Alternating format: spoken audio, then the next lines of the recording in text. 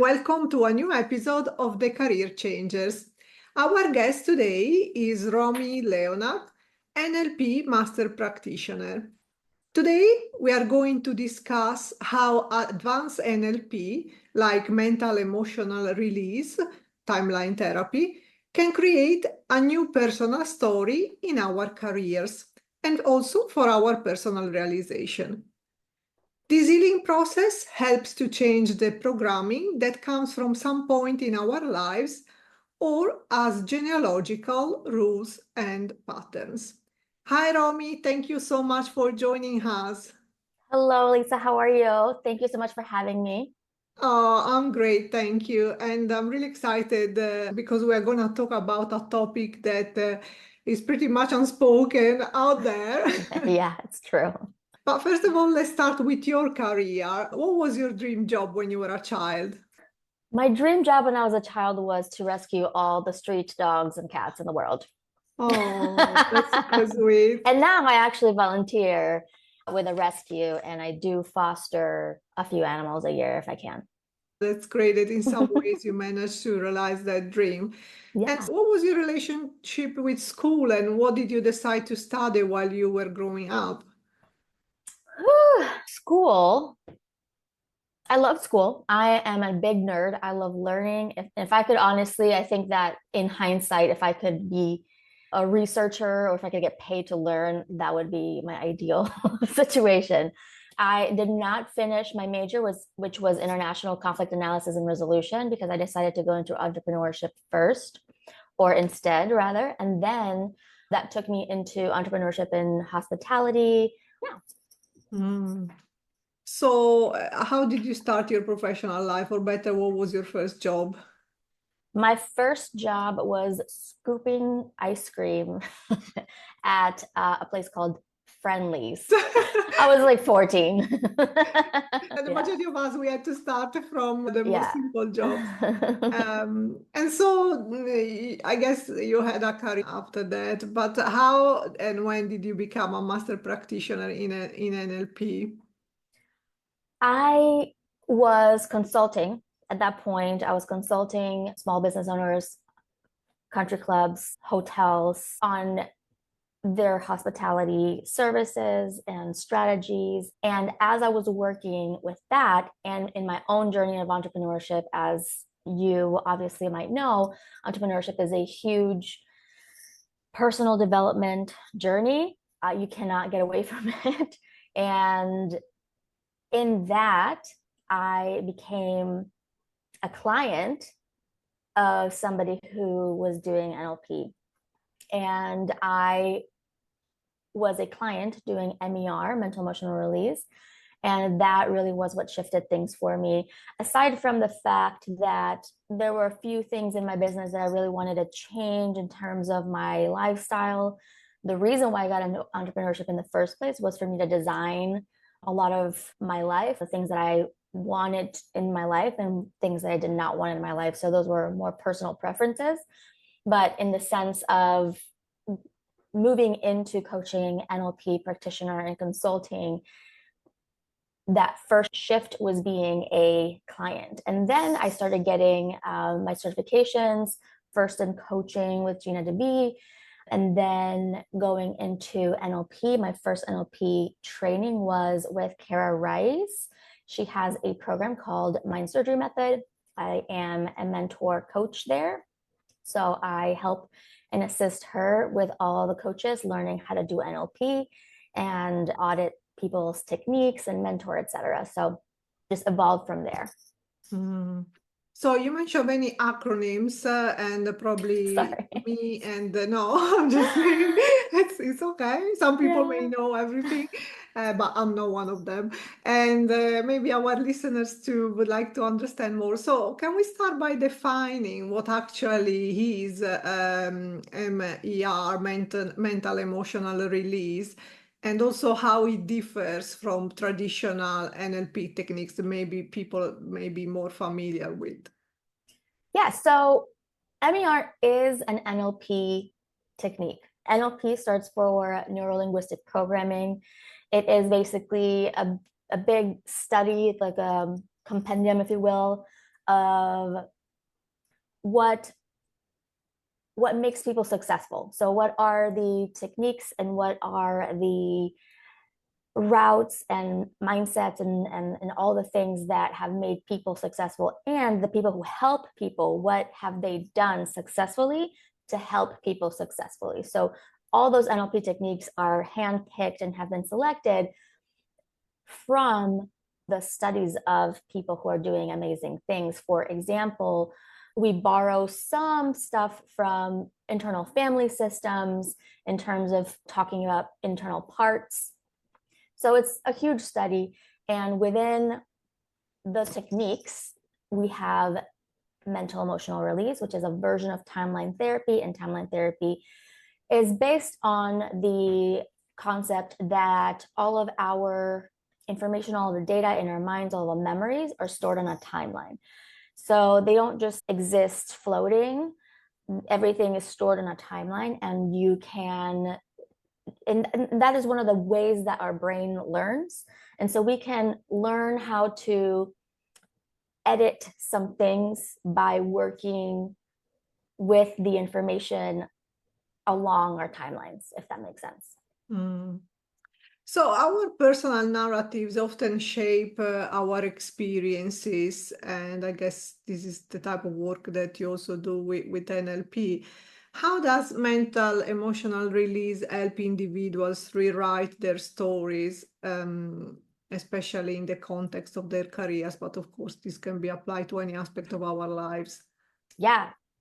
So I work with entrepreneurs and people in leadership, and one of the main things that I always talk about with my clients, and when I'm a guest in groups or workshops or whatever, is that our personal life and our internal patterns and our baggage are intrinsically connected to anything that we do professionally, whether it is on an entrepreneur journey or as employees and people in leadership. So the way that we can edit and change a personal story is by releasing those old stories, those patterns, that baggage. And by doing that, we essentially open up a lot of space. And when you are releasing, for example, if I were to have, and I had this ick around sales. I had this ick around having difficult conversations with people or showing up online. For example, somebody might be super scared of having a conversation on video with a podcast host, and that might be one of the main things that they need to do to spread the word and share what they do. Similarly with sales.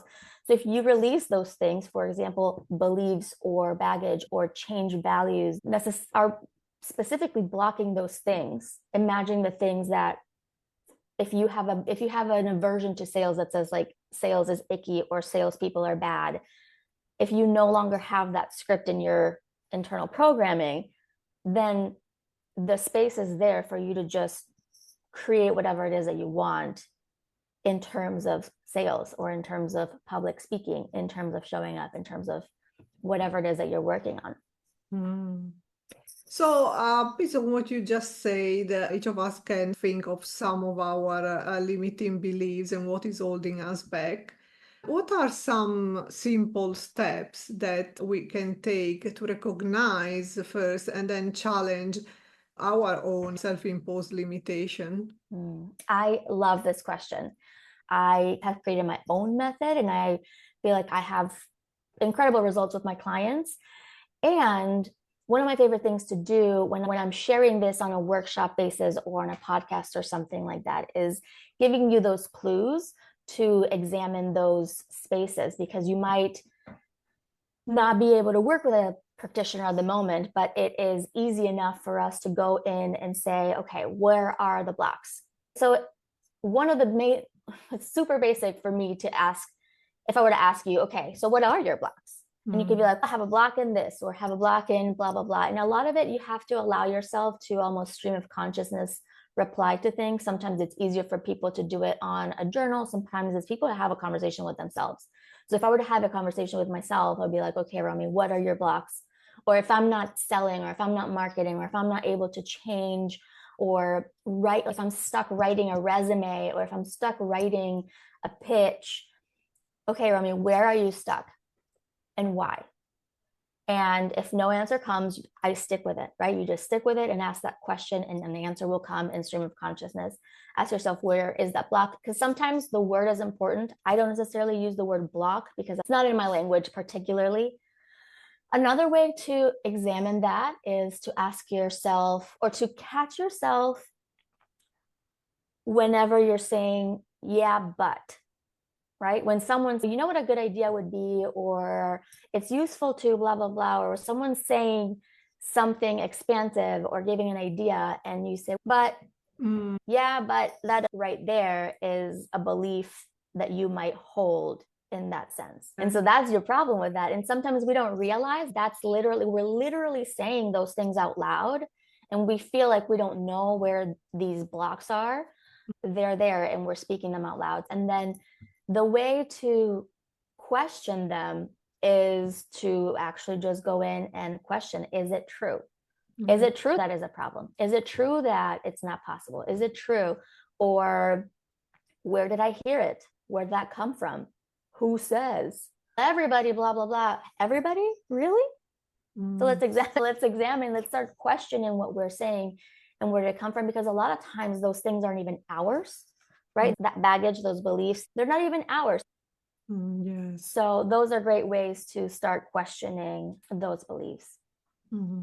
It seems a lot of deep work. And together with that, I would like to discuss also generational patterns and how to heal from generational patterns. So how does mental emotional release address ancestral influences, something that probably the majority of people are not consciously thinking about or aware of? Yeah. Your first comment is that, yes, it is really deep work, and it is very shadow work.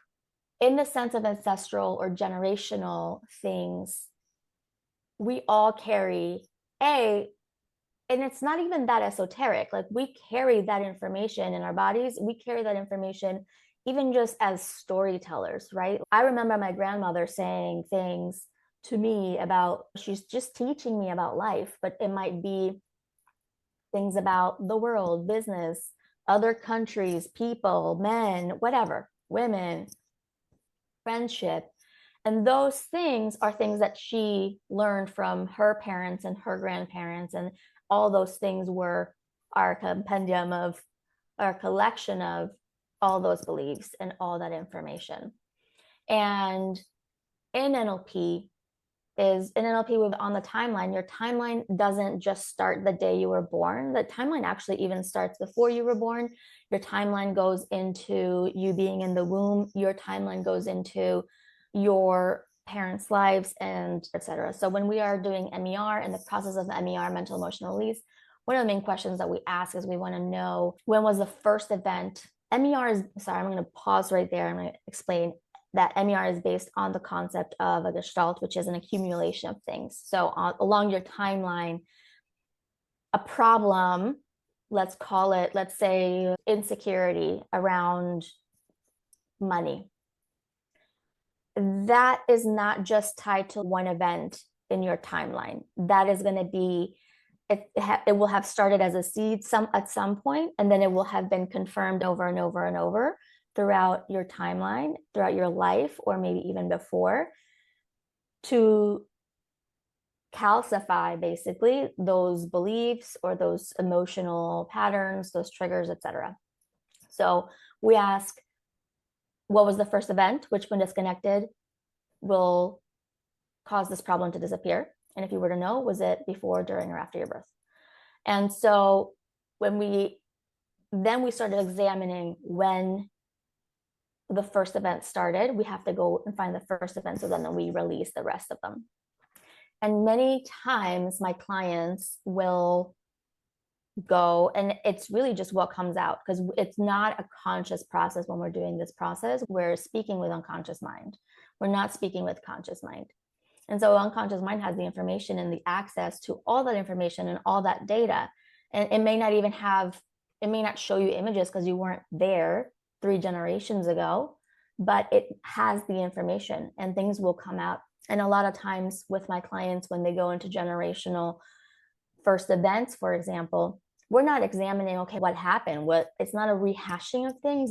We just want to know, almost like the metadata in a digital photograph or something like that. There's like the data, there's the picture, and then there's the metadata. There's like how many pixels, when was it taken, there's just raw data.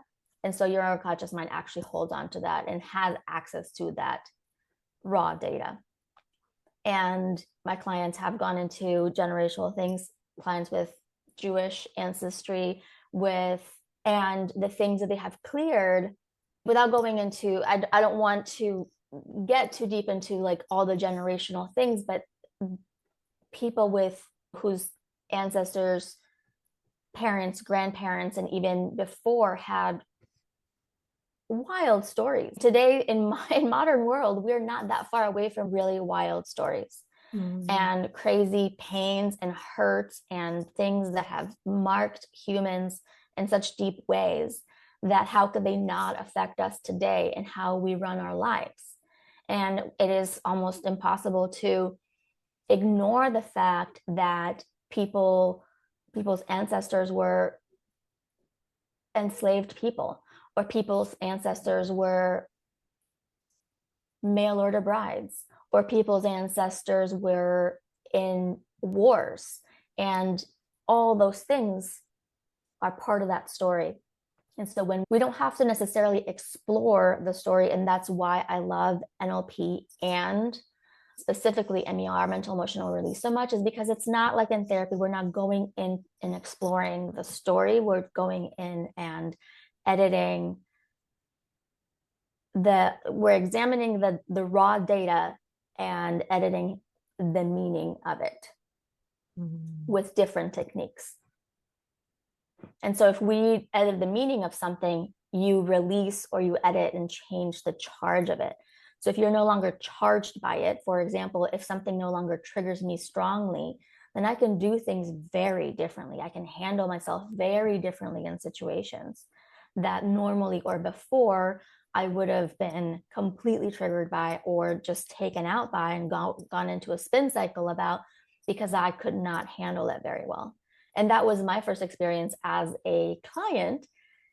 When I did MER, I realized that a week later, I was like, oh my gosh, I'm not reacting to the old things the same way that I used to.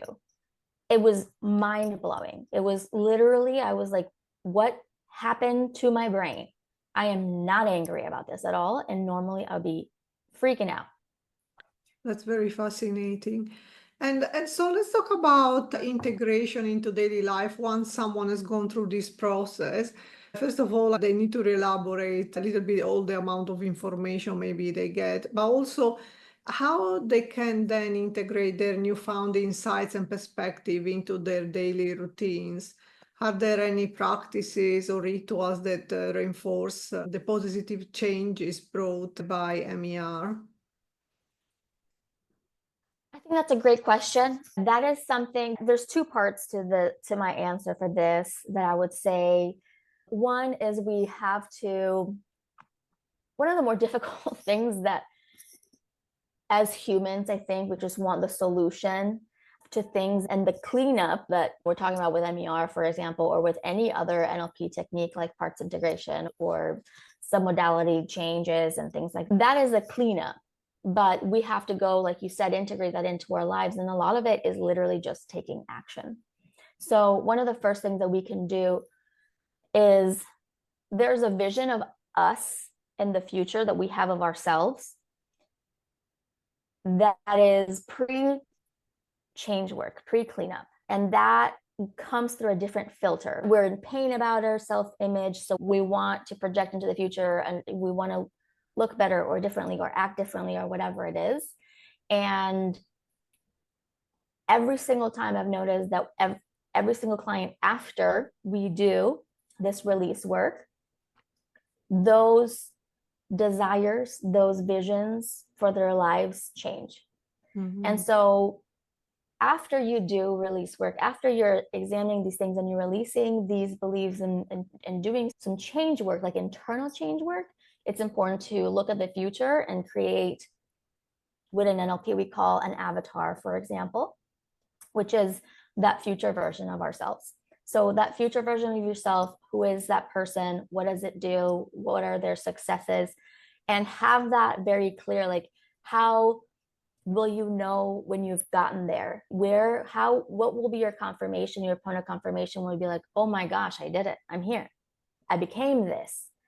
And it's very important for us to be highly clear about those things. And then, so we create that avatar and we take action toward working on that avatar. Because a lot of times we're like, hopefully I'll be that person when I become that person. And it's the reverse. We have to start becoming that person for us to become that person and that version of ourselves. The other part of that answer is with NLP, we have a lot of techniques that are change and release work, but we also have a lot of techniques that help us integrate those things and or insert or create or establish new habits, behaviors, and patterns. So we have techniques like swish, we have techniques like hypnosis, we have techniques that help us along our journey that make some actions and behaviors even just completely automatic, which is amazing. We're reaching the end of this episode. We have a few more questions. So first of all, what advice would you give to someone who would like to explore their past to remove limiting beliefs and generational patterns for the first time? I would say don't be afraid of the dark. A lot of the things that are holding us back and a lot of the things that are in generational patterns and a lot of the things that are even in our own past that need solving, resolving, healing are in that space that we call the shadow. And they are called the shadow, and they're in the shadow because they might cause uncomfortable feelings, right? They may bring up shame, or they may bring up sadness or grief or embarrassment and things like that. And they live in the dark. But that is also a version and a part of ourselves that lives there. And because we refuse to look in there, that part of ourselves is suffering there in the dark, alone. When that part of us really needs to be seen, one of the basic rules is that NLP brings us closer to wholeness. So for us to increase wholeness, we have to accept and integrate these other parts of ourselves. And so for us to be able to go into a healing space of wholeness, we really have to go into that shadow space. That's really interesting. And really now, before the last question, if anyone would like to reach out to you, where and how they can find you? Yes, so my website is romyleonard.com. And my Instagram handle is Romy, but it is ROMY.ROMI.ROME. And so now really the last question, if you could give yourself a piece of advice, what would you say to your younger self? Ooh, trust yourself. Yeah, I think that I gave way too much power to the thoughts and opinions of other people when I was younger, starting from my childhood into my younger adult. And I know that version of me, she would have probably made a lot of different decisions in her life had she trusted herself and listened to other people a lot less. Thank you, Romy, so much for joining us today and sharing your expertise on this topic. I'm sure our listeners enjoyed this conversation a lot, and also your inspirational career story. Thank you. I had such a great time as a career changer myself. I'm a supporter, and I'm here for just rooting for everybody who wants to do it. It is honestly, a lot of my clients are career changers. I support them through that journey. I support that dream. I think that it is so important to dream bigger and beyond where you're at right now and have the encouragement to do. And I feel like you do that so well. So I'm very happy to be here. I had such a great time talking. Thank you for this fantastic message. And a last message for our listeners, don't forget to subscribe to our channel. If you enjoyed this episode, please leave a review and tune in next week for a new inspirational episode of The Career Changers. Thank you.